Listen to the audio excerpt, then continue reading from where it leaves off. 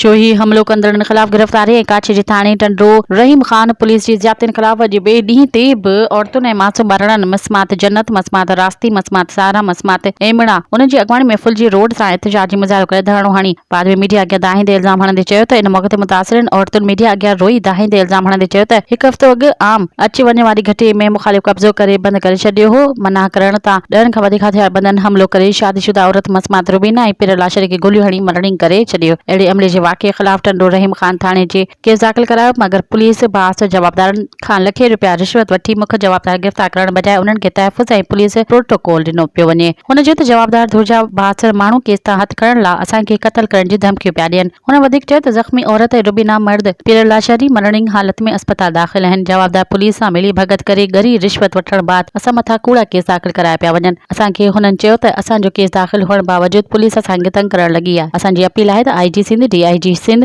SSP दादू खे appeal आहे त इन मसइले जी जांच कराए असां सां इंसाफ़ कयो वञे।